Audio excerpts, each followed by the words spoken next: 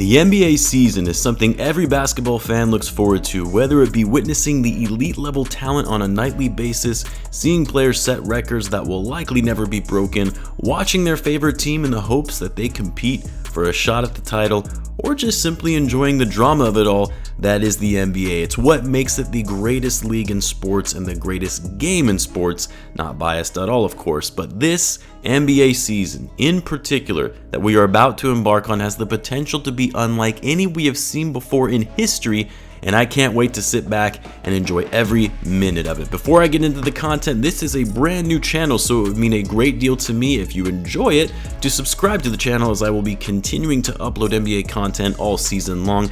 I started my YouTube journey covering the Chicago Bulls and still continue to do so, so if you're a Bulls fan, feel free to check out my channel, Bulls Central. Link to that can be found in the description, and please feel free to provide any feedback you have on this channel and what you would like to see differently, topics, etc., because without your feedback, I won't be able to continue to improve the quality of the content. Now, I know a lot of people are probably asking, when they saw the title of this video, what exactly makes this NBA season so unlike any that we have seen before? Same 82 games, same 30 teams, more or less the same players with a small amount of newcomers and others who have left the league. What is it that makes this season so special? Well, for starters, this is by far and away the most stacked the NBA has ever been in terms of star-studded talent. Now, you could say, well, that was the case last year as well, but we also didn't get to see some of the highest level star players at their best fully healthy. Kawhi Leonard didn't play a single game last year. Zion Williamson also didn't play a single game last year. Damian Lillard was out most of the season. Anthony Davis, Paul George, Kevin Durant, Kyrie Irving, guys you would say no question are top 15 or top 20 players in the league when healthy. Well, they're all going to be healthy going into the start of the season, but even aside from the top level talent players who missed considerable time last year, you still have the superstars like Giannis, Luka Doncic, Steph Curry, LeBron James, Jason Tatum, Nikola Jokic, Joel Embiid, and for some of these guys, they're only going to continue to get better. The numbers also back this up, as based on a cumulative average of all players' PER rating from the previous year and projections for this upcoming season, this is slated to be the most competitive and efficient level of talent the game has seen by nearly 34% more than the previous year. If players can stay healthy, which is always a big if, this is going to be the most unprecedented talent pool of players the league has seen, and it's not even close compared to seasons prior. Another reason this NBA season will be unlike any other is because for the first time since the 90s, the Eastern Conference is going to be the more stacked and loaded conference than the West. Don't get me wrong, the West is still going to be good,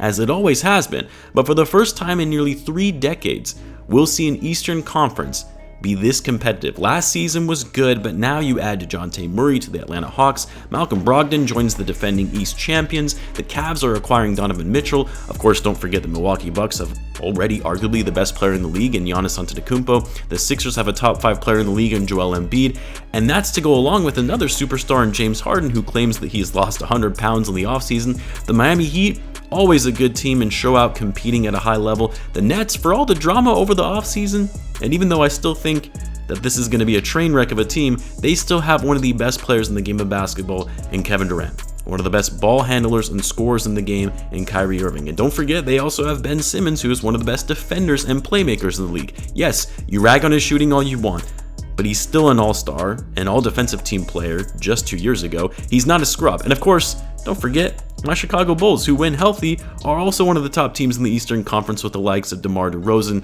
and Zach LaVine. We just have to pray that Lonzo comes back and actually stays healthy. Think about it. It's very possible when you look at the landscape of the East that a team that wins 45 games could very well miss the playoffs.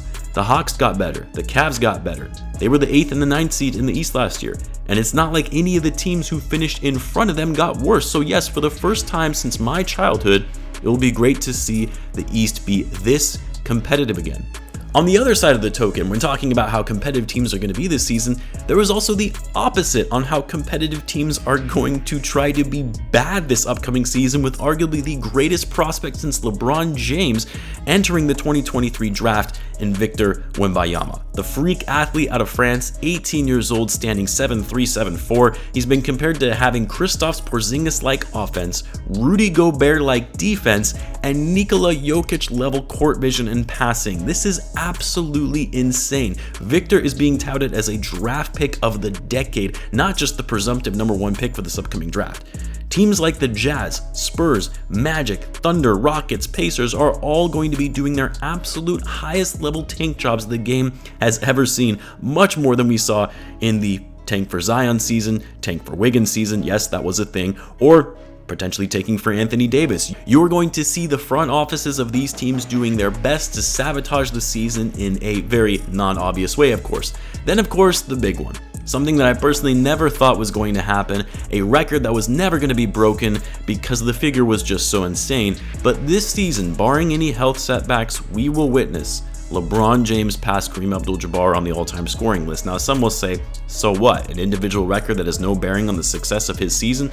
Well, to put it into perspective, when Kareem Abdul-Jabbar retired in 1989 at the age of 41 with 38,387 points, at that time, it was thought that no one would ever break that record because it was so insanely above and beyond what any player had done before him. The only player that was even close to Kareem was Wilt Chamberlain. And even he, at that time viewed as the greatest scorer of all time, was over 7,000 points under Kareem. It spoke volumes to Kareem's longevity and consistency throughout his 20-year NBA career, and even as great as Michael Jordan was, and sure, had he not retired early twice, he probably would have gotten there, but even MJ finished his career 6,000 short of Kareem. And so for years, even as great and prolific as scorers as guys like Kobe Bryant, Dirk Nowitzki, Dwayne Wade, LeBron James of course, no one thought that Kareem's record would ever be broken, as players' career longevity can be so hard to come by. But somehow, LeBron James, throughout his career, going into his 20th season at the age of 38, has not only managed to just remain in the NBA, as most players don't even come close to playing 20 seasons, but has still managed to be playing at an elite level as a top 10 player in the game of basketball.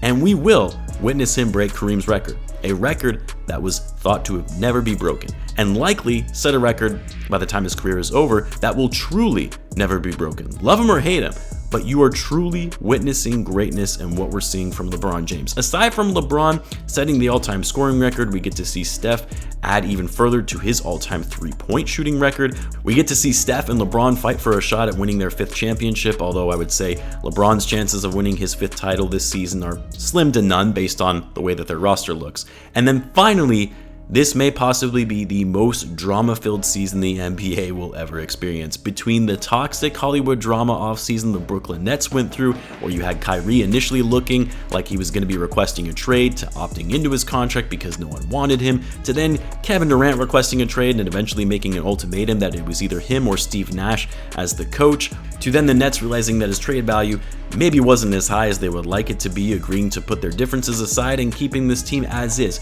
Watching that team any night on the court is not only going to be fun from a star talent perspective, but also just the train wreck that is most likely to ensue. Between that and then also Ben Simmons finally returning to play basketball again, seeing him go up against his former team 4 times, the Russell Westbrook saga, that continues, seeing how his future shapes out in LA, the constant critique that he'll be under, and whether the toxicity of that locker room will boil over. Then, of course, you also have the Boston Celtics, who recently learned that their head coach has been suspended for the whole season and most likely will not be returning to coach for that organization ever again. How will the roster respond playing under interim coach Joe Mazzulla, who will be the youngest head coach in the league?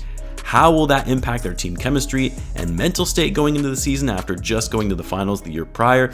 Oh, and also, can we maybe get a little drama from the Phoenix Suns after the complete and utter collapse of Game 7 against the Mavericks? I have a feeling they're going to see some locker room issues as well that will still linger over from that loss even after they re-signed DeAndre Ayton. Something still is not right with that team. But anyway, look, you get the point.